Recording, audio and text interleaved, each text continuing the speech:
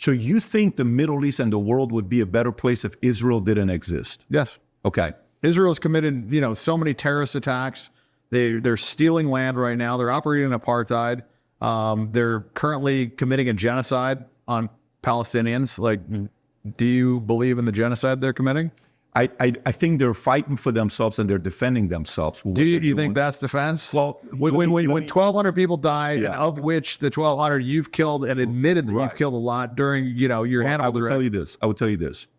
The part I question where people who are Jewish can't stand when I say this, I don't know how you, Netanyahu, claim you have the best intelligence in the world, Mossad, and you didn't know that on October 7th they're attacking. They knew about it. They didn't. They wanted it to happen, so they had a reason to take that. They wanted a reason to take the land. I totally get it. And they killed their own citizens. And they claimed that all these people got raped. That was bullshit. They claimed beheaded babies. That was bullshit. Everything that they said was a fucking complete. Not only was it a lie, but they committed all those atrocities themselves to the Palestinians and been caught doing it. In fact, they just got caught gang raping Palestinians. How many babies have they killed? All the things that they accuse the Palestinians of or Hamas of or whatever, they're guilty of 100-fold themselves. And they've been doing that. Like October 7th wasn't the start of this.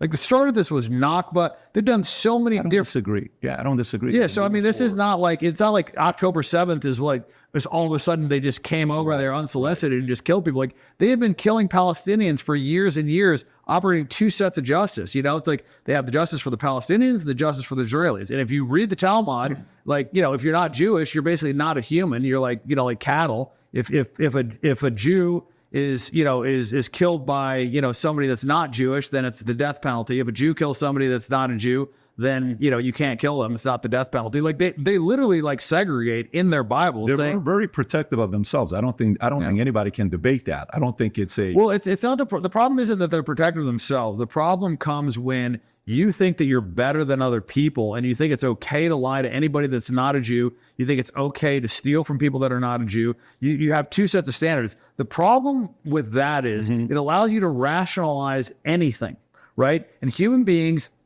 are generally self-serving creatures. So if your fundamental religious belief system allows you to operate in such a way that you believe there isn't consequences to stealing from other people, killing other people, raping, kids that are under 9 years old, like if you think those things are okay, then, how are you going to operate? Because to me, like my moral code keeps me on track. To the part when you... I'm going to continue playing this video in just a second. I just want to say that was extremely brave by Dan Bilzerian. Very unexpected interview by PBD Podcast. I'm very excited to watch these highlights that I've compiled because I feel like these are views that he's had to be challenged on for a very long time. Now let's continue.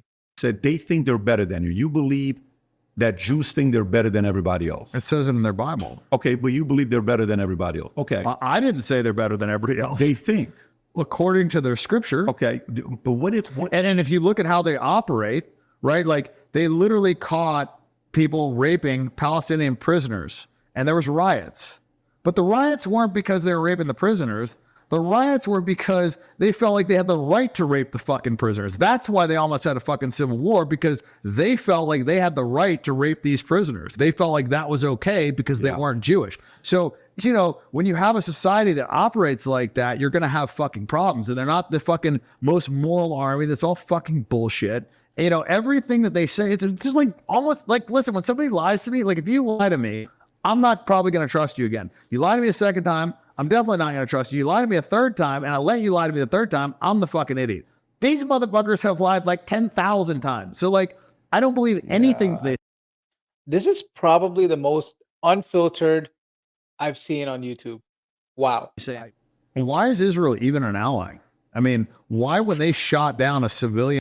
Ooh, good question. Ooh. ...in plane, did we just say, that's fine? But when Russia did it... You mean a ship? The No, they shot down a commercial airliner that flew over their airspace that had civilians in it.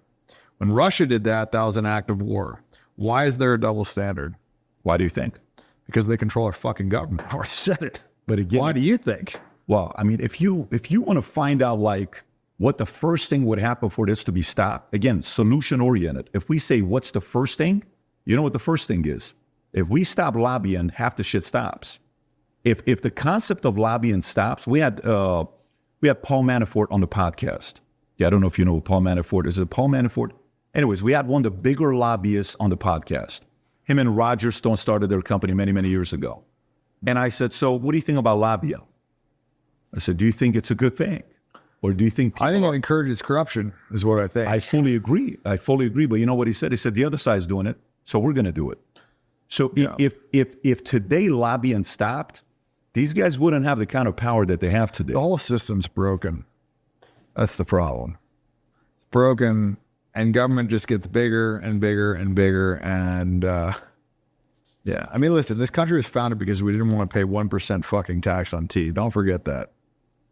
We were willing to fight for 1%. that, and now 1% tax on tea. That's why we have this fucking country. Come a long way from there. So you're America first. Is it fair to say you're America Yes. first? Okay.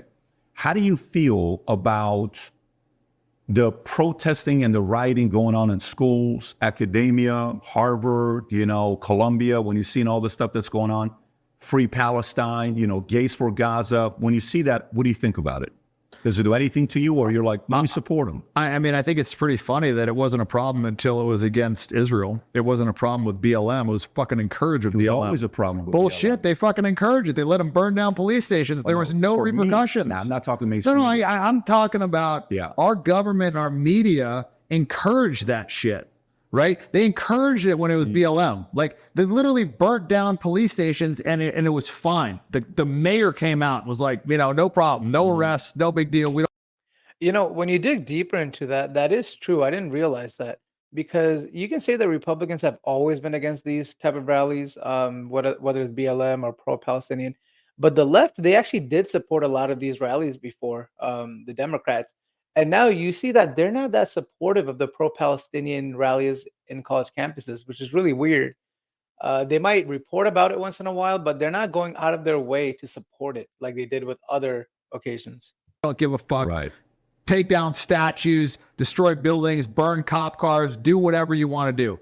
But the moment it was Israel, now all of a sudden, why do you think students they were okay with get that? the shit beat out of them? They get arrested, they get pepper sprayed, they get fucking maced.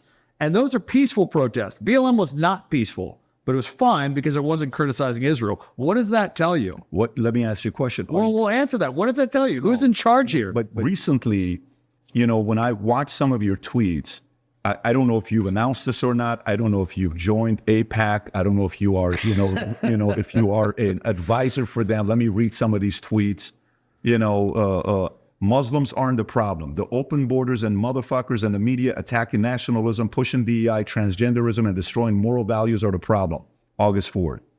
If you don't put America first as a U.S. politician, you are committing treason.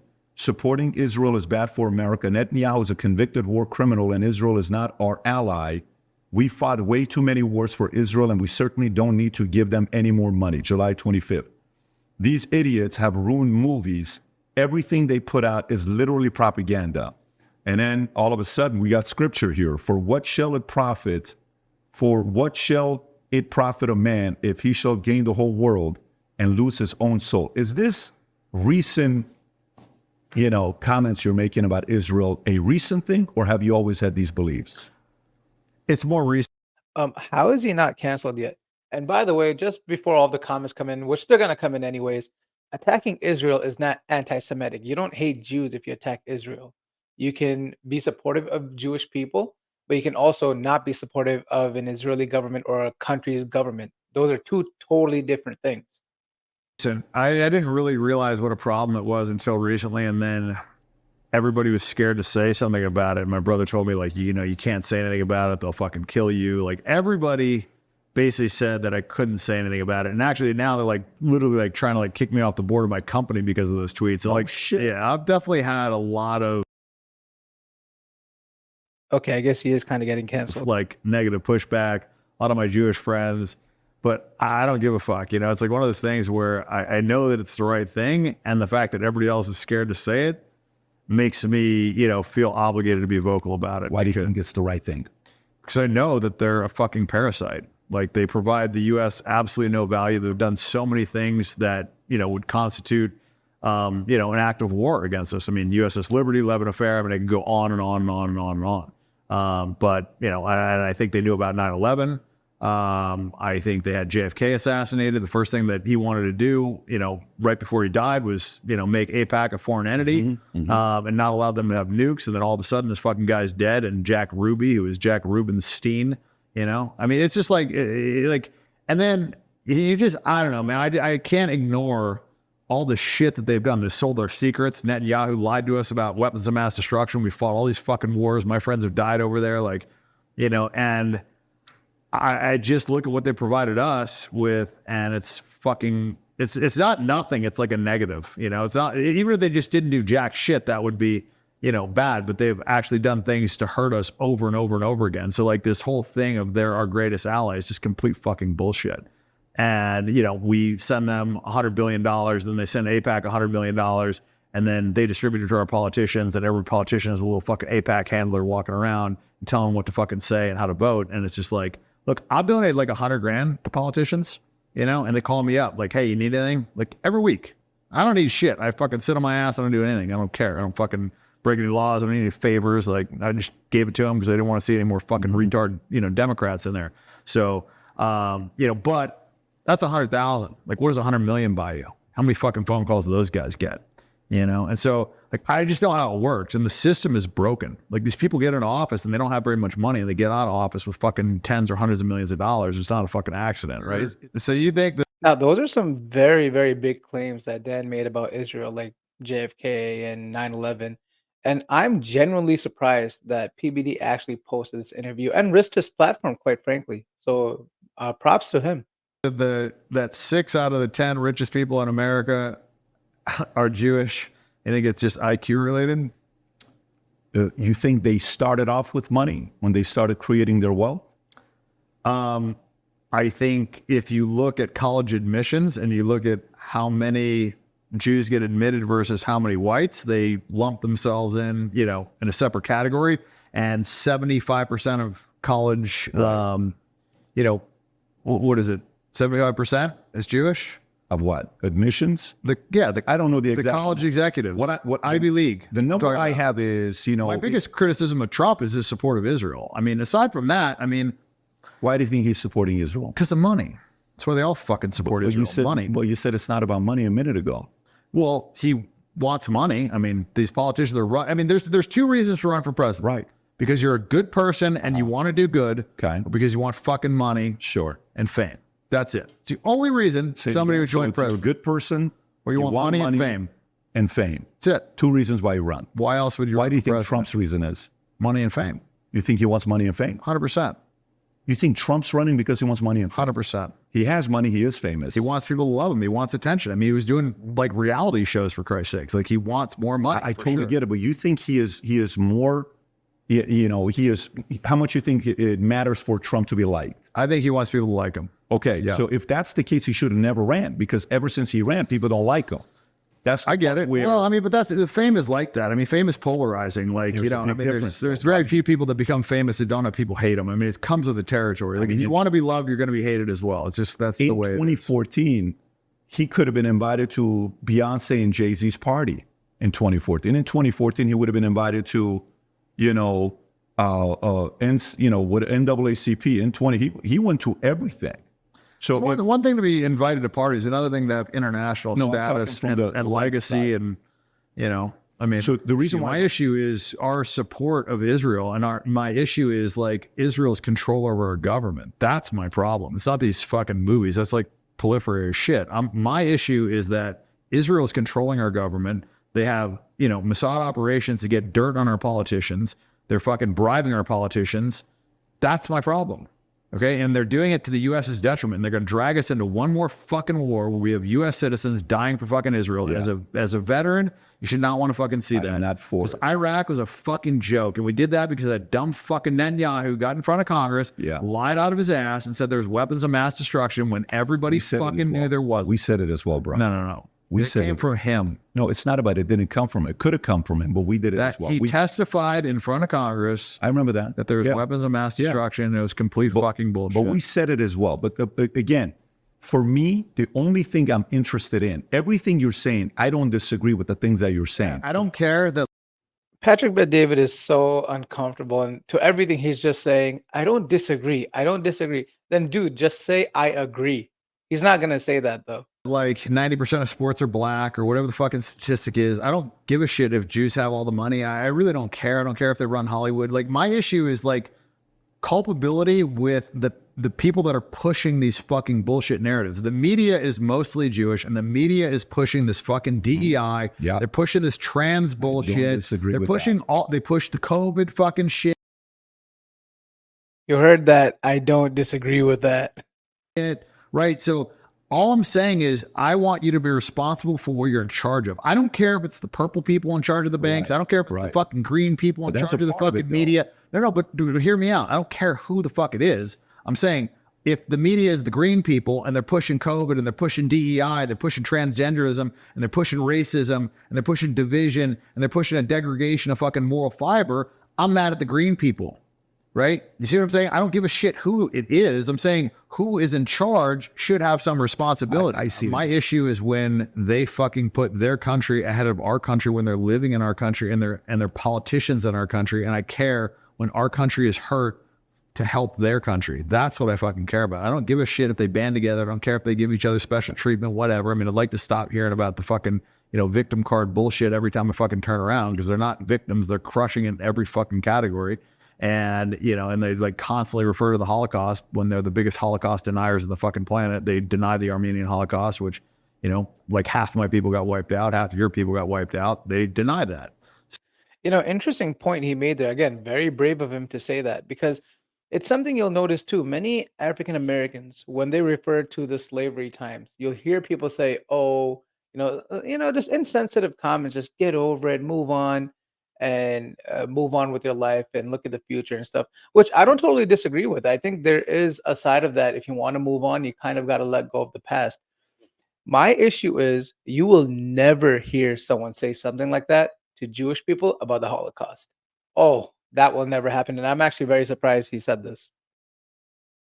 So I don't think it's right for them to whine about the Holocaust and force feed every single fucking children, all the fucking children and students, this fucking Holocaust narrative and hijack the entire fucking World War II and make it about the fucking Jews when like 85 million people fucking died during World War II. It wasn't all about the fucking Jews, but they make every movie about the fucking struggling Jews and how they had to fucking endure all this stuff. And yet, they can't recognize the Armenian Holocaust. We lost half our population. They didn't lose half their population, but yet we have to hear about it every fucking movie, every classroom, every museum, nonstop on every show. The argument is, I'm not surprised that Jews are making movies to say they're great. The first Titanic that was ever made was made and directed by Hitler. Do you know who the hero was in the first Titanic? A Nazi soldier. That's his job. That's actually crazy. His job is to convince us Nazis are good people. And then you watch. Do you think Nazis are bad people? I think depends who you ask. You ask a German, you ask somebody that was part of, that's their representation, that's their country. You think CIA is good to America? Well, what do you think? People in Iran, they hate the CIA. I think the CIA is a terrorist organization. And I think that, ever since I was a little kid, I knew that Nazis were not the bad people. They were people that were born in fucking Germany. Ooh, dang. That's actually kind of wild that he's saying that now. Ooh. That joined that army. Just like people in America joined the fucking American army. This whole idea of like a boogeyman of like all the fucking people born in Germany are just like all of a sudden homicidal killers and they're all really bad. It's just fucking nonsense. Like the idea that all Muslims are terrorists is just fucking bullshit. But thank you. That's what Hollywood keeps fucking pumping out there. Is like every fucking bad guy in these movies are always these fucking jihadi terrorists, like they're always the fucking bad guy. They're not. They're a fucking quarter of the globe. Like a quarter of the globe is Muslim. They're not all fucking bad guys. They're not all terrorists. They're actually like a pretty peaceful religion. But like, I don't like this propaganda being like shoved down your fucking throat all the time. So you think, okay. So you said earlier, did you watch the Olympics opening? Great. Who do you think did it? Okay. Are you alluding to the fact that Jews were the ones that are funding the Olympics, the commercials? So because of that, they made fun of Christians. Is that kind of where you're going? Or no, you're just saying they're mocking Christianity, period? Yeah, I don't know. I don't know who's. Okay, I got you. I thought you were going there. No, but to me, okay, I just don't think like on a worldwide stage, mocking a religion is acceptable. I fully agree. Like with you. it's atrocious, I and fully especially agree like with this injection of gay shit, which is just like why?